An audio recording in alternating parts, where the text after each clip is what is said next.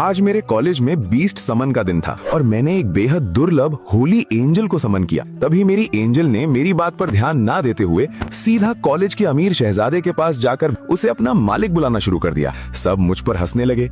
तब मैंने सोचा कि जो लालची एंजल अमीरजादे का पैसा देखकर पागल हो जाए, उसे पालने का क्या फायदा। मैंने उस शहजादे से कहा 3 करोड़ दो और इस लालची फरिश्ते को ले जाओ। शहजादे ने हंसते हुए मुझे पैसे दे दिए और बदले में मुझे उनके पालतू बीस्ट्स में से कोई एक चुनने को कहा। मैं उनके 3 मंजिला शोरूम में गया जहां चमक धमक वाले जानवरों की कमी नहीं थी।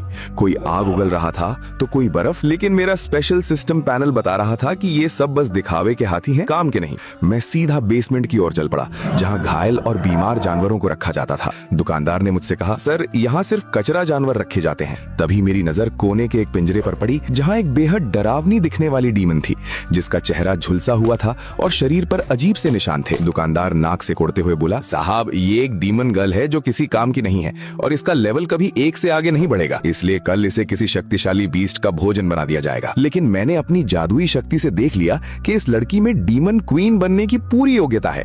बस एंजल्स ने इसकी खूबसूरती से डरकर इसे एक भयानक श्राप देकर कुरूप रूप में छिपा दिया था। जब मैंने दुकानदार से कहा कि मैं इसी को लूंगा तो उस लड़की की आंखों में आंसू आ गए और उसने मुझसे वादा किया कि चाहे कुछ भी हो जाए वो मुझे कभी छोड़कर नहीं जाएगी। अमीर शहजादे से मिले पैसों से मैंने उस डीमन गर्ल का श्राप मिटाने की चीजें खरीदी और दुकानदार हैरान रह गया कि मैं एक कचरा समझे जाने वाले जीव के लिए करोड़ों लुटा रहा हूँ। सब सामान लेकर मैंने उस डीमन गर्ल से कहा, डरना मत, आज तुम्हारी कैद खत्म होने वाली है। जैसे ही उसने उन जादुई चीजों को छुआ, पूरे कमरे में काला धुआं फैल गया और तभी एक जोरदार धमाका हुआ और उस डीमन गर्ल का वो डरावना शरीर किसी पुराने खोल की तरह फटने लगा। उस कुरूप शरीर के अंदर से इतनी सुंदर लड़की बाहर आई कि मैं उससे अपनी आंखें नहीं हटा पा रहा था। अब वो मेरी पहली और सबसे वफादार बीस्ट बन चुकी थी।